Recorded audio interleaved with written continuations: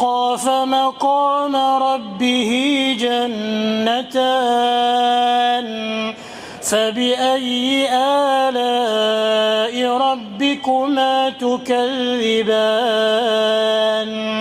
ذواتا أفنان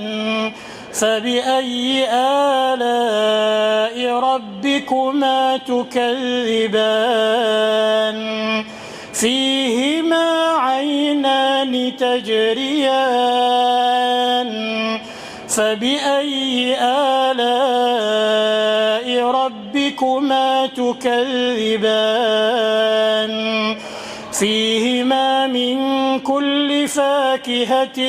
زوجان فبأي آلاء ربكما تكذبان متكئين